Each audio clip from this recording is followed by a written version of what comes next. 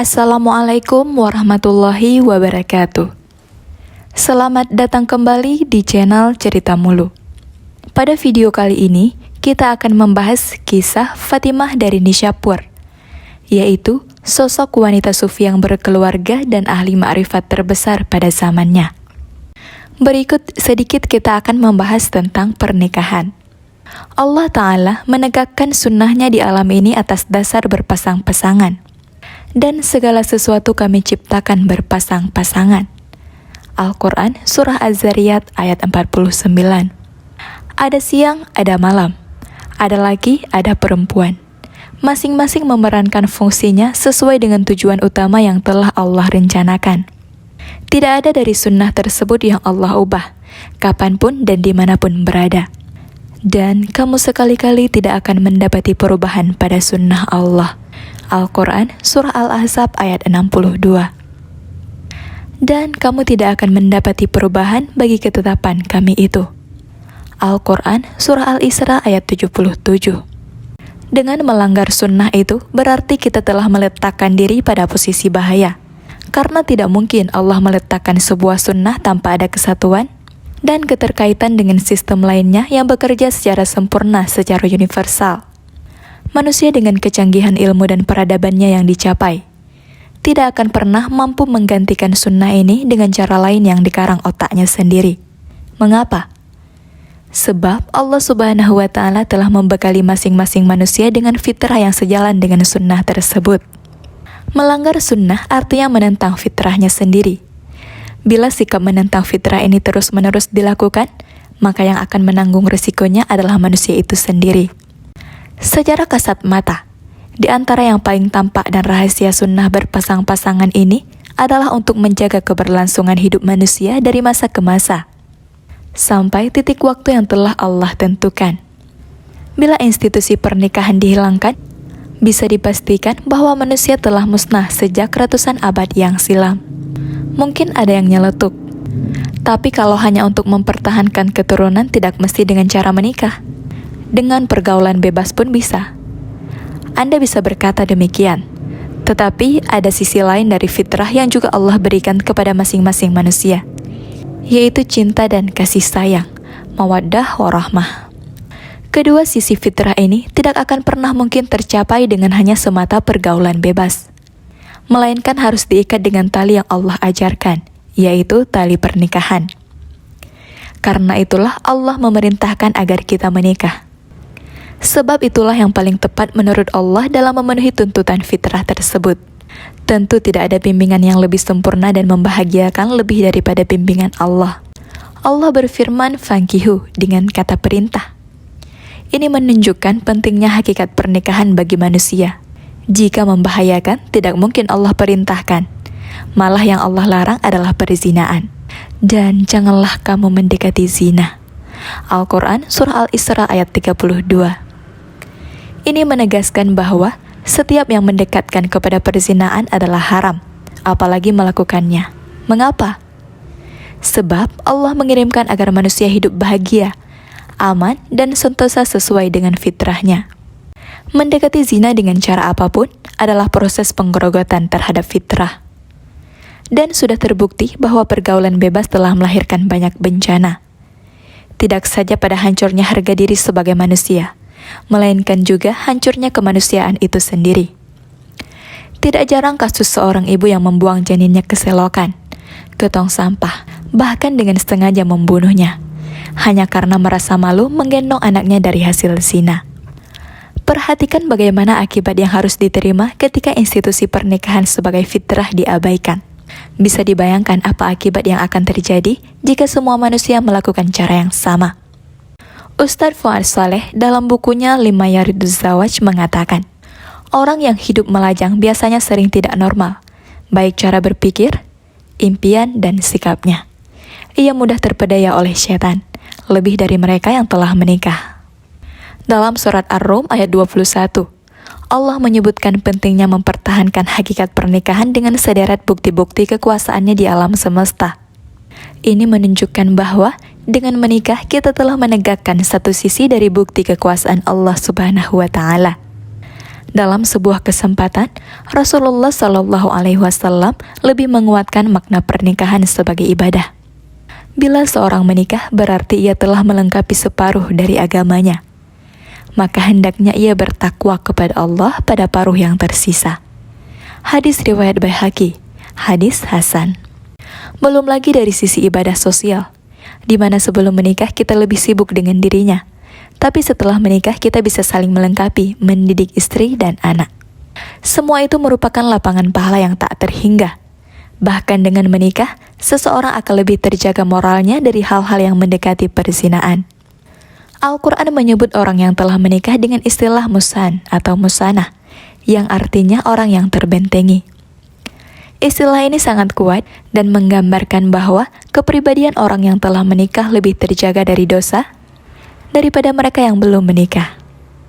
Bila ternyata pernikahan menunjukkan bukti kekuasaan Allah, membantu tercapainya sifat takwa dan menjaga diri dari tindakan amoral, maka tidak bisa dipungkiri bahwa pernikahan merupakan salah satu ibadah yang tak kalah pahalanya dengan ibadah-ibadah lainnya.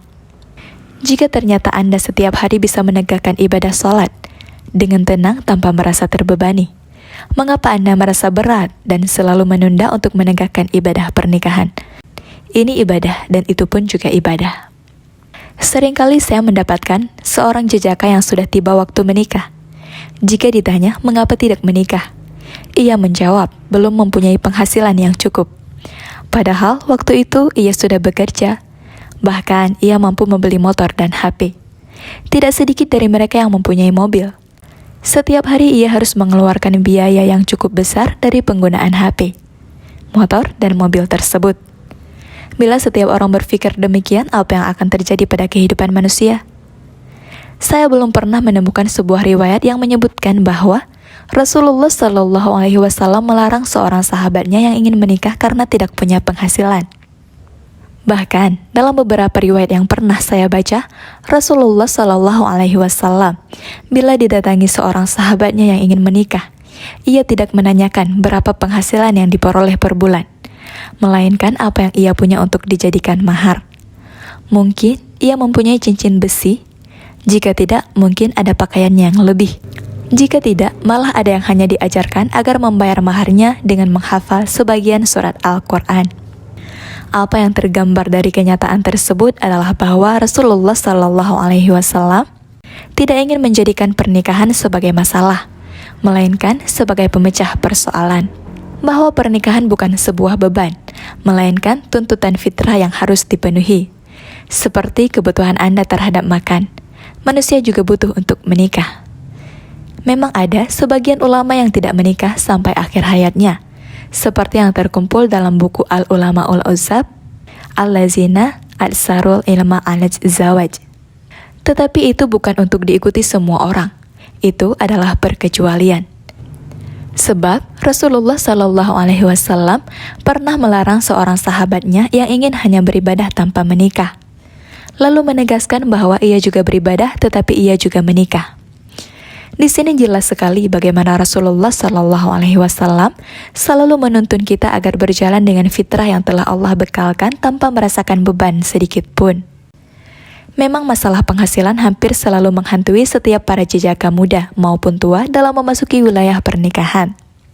Sebab yang terbayang bagi mereka ketika menikah adalah keharusan membangun rumah, memiliki kendaraan, mendidik anak, dan seterusnya, di mana itu semua menuntut biaya yang tidak sedikit. Tetapi kenyataannya telah terbukti dalam sejarah hidup manusia sejak ratusan tahun yang lalu, bahwa banyak dari mereka yang menikah sambil mencari nafkah. Artinya, tidak dengan memapankan diri secara ekonomi terlebih dahulu, dan ternyata mereka bisa hidup dan beranak pinak. Dengan demikian, kemapanan ekonomi bukan persyaratan utama bagi seseorang untuk memasuki dunia pernikahan. Mengapa? Sebab ada pintu-pintu rezeki yang Allah sediakan setelah pernikahan. Artinya, untuk meraih jatah rezeki tersebut, pintu masuknya menikah dulu. Jika tidak, rezeki itu tidak akan cair. Inilah pengertian ayat, jika mereka miskin, Allah akan mampukan mereka dengan karunia-Nya. Dan Allah Maha Luas lagi Maha Mengetahui. Al-Quran Surah An-Nur ayat 32. Ini adalah jaminan langsung dari Allah agar masalah penghasilan tidak dikaitkan dengan pernikahan.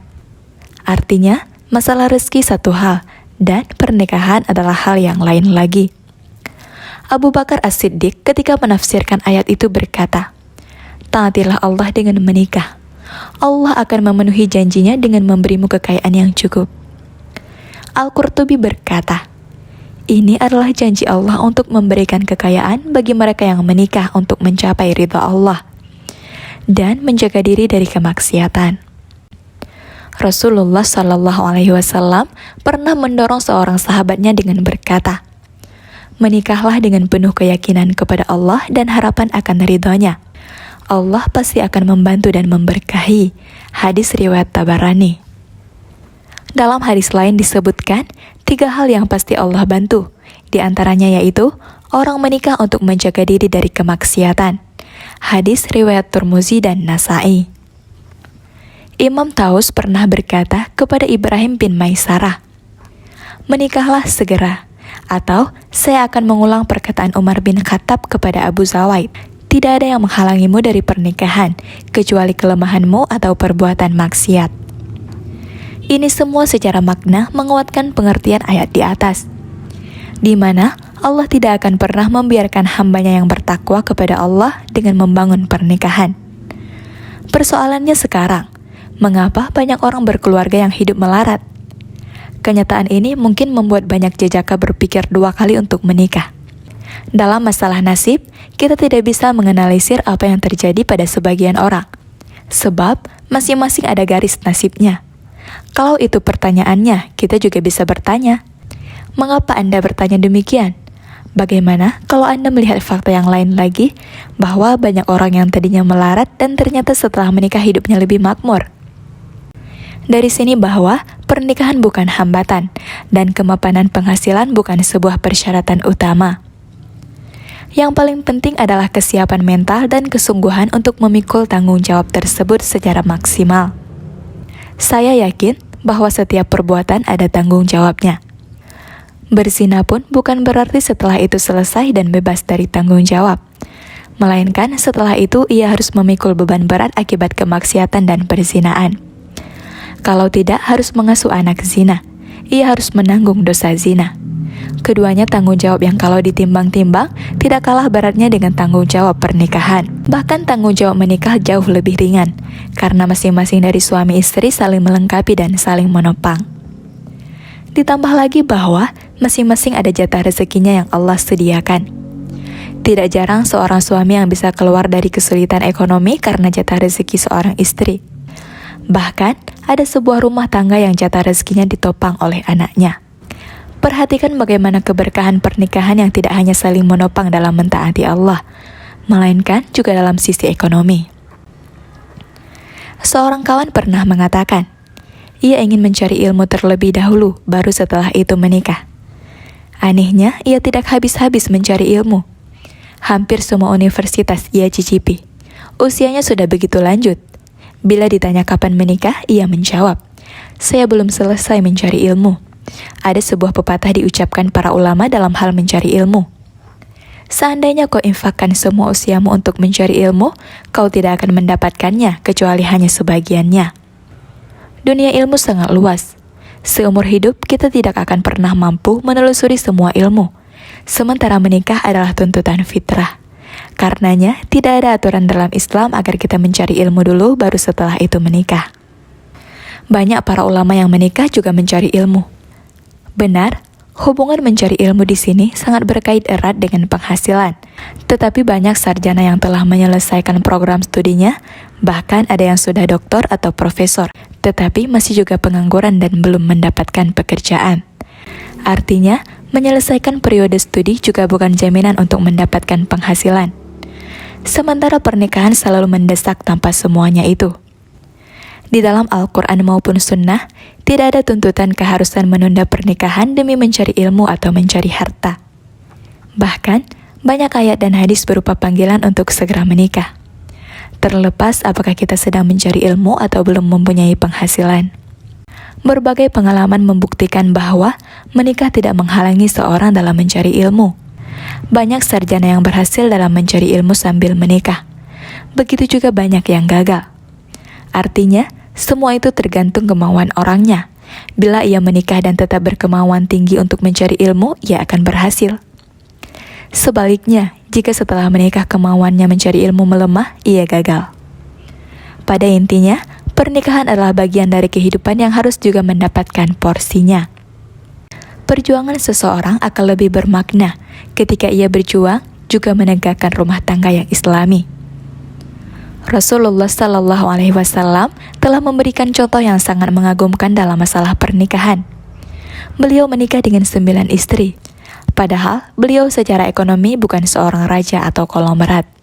Tetapi semua itu Rasulullah jalani dengan tenang dan tidak membuat tugas-tugas kerasulannya terbengkalai. Suatu indikasi bahwa pernikahan bukan hal yang harus dipermasalahkan, melainkan harus dipenuhi. Artinya, seorang yang cerdas sebenarnya tidak perlu didorong untuk menikah, sebab Allah telah menciptakan gelora fitrah yang luar biasa dalam dirinya. Dan itu tidak bisa dipungkiri. Masing-masing orang lebih tahu dari orang lain mengenai gelora ini. Dan ia sendiri yang menanggung perih dan kegelisahan gelora ini jika ia terus ditahan-tahan. Untuk memenuhi tuntutan gelora itu tidak mesti harus selesai studi dulu. Itu bisa ia lakukan sambil berjalan.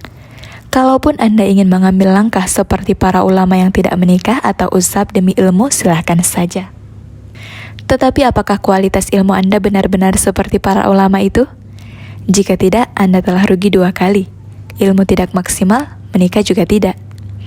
Bila para ulama usab karena saking sibuknya dengan ilmu sampai tidak sempat menikah, apakah Anda telah mencapai kesibukan para ulama itu sehingga Anda tidak ada waktu untuk menikah? Dari sini, jika benar-benar ingin ikut jejak ulama usab, yang diikuti jangan hanya tidak menikahnya, melainkan tingkat pencapaian ilmunya juga, agar seimbang. Sebenarnya, pernikahan bukan masalah. Menikah adalah jenjang yang harus dilalui dalam kondisi apapun dan bagaimanapun.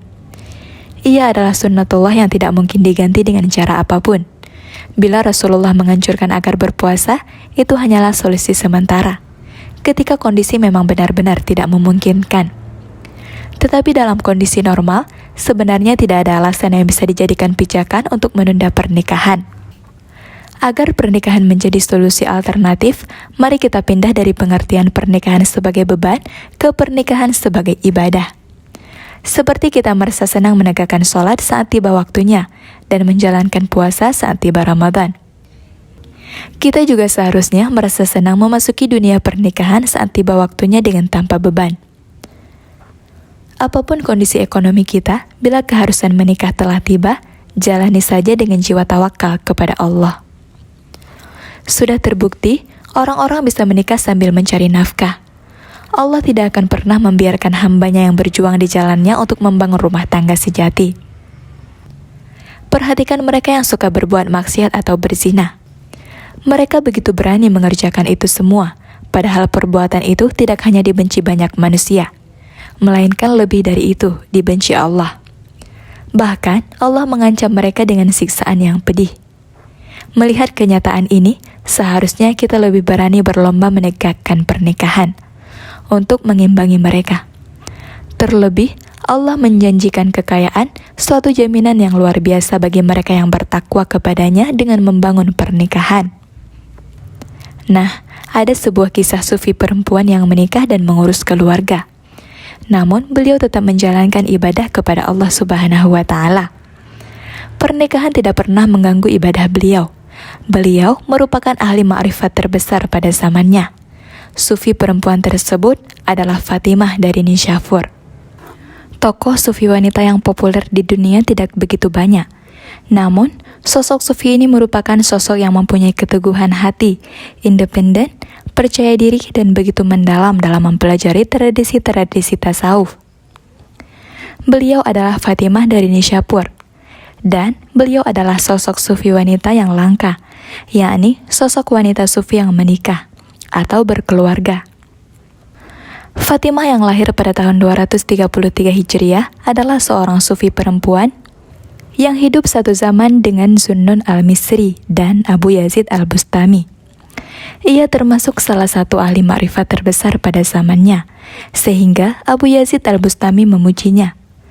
Zunnun al-Misri meminta pendapatnya tentang berbagai permasalahan. Dalam buku Sufi-Sufi Wanita, tradisi yang tercadari, Abu Abdurrahman As-Sulami menyebutkan bahwa Fatimah tumbuh besar dalam keluarga tertua di Khurasan. Ia menghabiskan waktunya dengan beribadah di Mekkah. Ia juga mungkin pernah pergi ke Yerusalem dan kembali lagi ke Mekkah. Fatimah meninggal pada saat melaksanakan ibadah umrah. Dikisahkan, suatu ketika Fatimah mengirim hadiah kepada Zunnun al-Misri. Tetapi hadiah tersebut dikembalikan oleh Zunnun al-Misri sambil berkata, "Menerima hadiah dari perempuan adalah tanda kehinaan dan kelemahan." Kemudian Fatimah menjawab, "Tidak ada sufi di dunia ini yang lebih hina daripada orang yang meragukan motif sufi lainnya." Dalam artian, seorang sufi sejati tidak melihat penyebab sekunder, tetapi selalu mengacu pada pemberi yang abadi, yaitu Tuhan. Dalam riwayat lain, diceritakan suatu ketika, Zunnun al-Misri dan Fatimah bersama-sama berada di Yerusalem. Kemudian Zunnun al-Misri berkata, "Nasihatilah aku."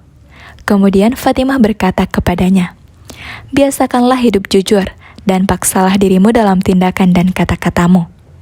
Dalam riwayat lain, Zunnun al-Misri menjelaskan bahwa Fatimah pernah berkata, "Orang yang beramal demi Tuhan, sementara berkeinginan menyaksikannya adalah seorang makrifat. Sedangkan orang yang beramal dengan harapan Tuhan akan memperhatikannya adalah seorang yang beriman tulus." Zunnun al-Misri juga beberapa kali memuji Fatimah. Beliau mengatakan, "Aku belum pernah melihat seseorang yang lebih utama daripada seorang perempuan yang aku temui di Makkah, yang bernama Fatimah an-Naisaburiyah. Dia biasa membicarakan berbagai permasalahan yang berkenaan dengan makna Al-Quran, dengan cara yang mengagumkan. Dia adalah wali dari sahabat-sahabat Allah Subhanahu wa Ta'ala, dan dia juga guruku." Selain Zunnun al-Misri, tokoh sufi lain yang pernah memberikan komentar terhadap sosok Fatimah adalah Abu Yazid al-Bustami. Beliau mengatakan, "Sepanjang hidupku, aku baru menemukan seorang laki-laki dan satu perempuan sejati. Perempuan itu adalah Fatimah an-Naisaburiyah. Setiap kali aku memberinya pengetahuan tentang salah satu makam spiritual, dia menerimanya seolah-olah dia telah mengalaminya sendiri." Suatu ketika, suami Fatimah yang bernama Ahmad bin Khutriyah menampakkan sebuah kecemburuan. Karena Fatimah membangun persahabatan yang begitu intens dengan dua tokoh sufi di atas. Kemudian, Fatimah mengatakan kepada suaminya, "Kau adalah karib dengan diri alamiahku, sedang Abu Yazid dan Zunnun dengan jalan spiritualku." Fatimah adalah sosok perempuan sufi yang menonjol di antara perempuan sufi yang menikah. Keberadaan sufi perempuan ini menunjukkan bahwa para perempuan sufi tidak semuanya menjalani hidup dengan tidak menikah. Sebuah pernikahan yang dilakukannya juga tidak membuatnya abai dengan jalan spiritual. Dia menjalani perannya sebagai seorang istri dan pejalan rohani dengan baik, di mana dua hal tersebut berjalan bersamaan dan tak saling menghapuskan satu sama lainnya. Bahkan, dia juga akhirnya menjadi pembimbing spiritual bagi suaminya. Dalam hidupnya, sufi perempuan ini menghabiskan waktunya untuk beribadah di Mekkah, dan juga kadang di Yerusalem dan kembali ke Mekkah sampai akhir hayatnya. Demikianlah kisah Fatimah dari Nishapur, yaitu sosok wanita sufi yang berkeluarga dan ahli makrifat terbesar pada zamannya. Semoga kita banyak mengambil pelajaran. Mohon maaf bila ada kesalahan. Semoga kita banyak mengambil pelajaran dari kisah ini.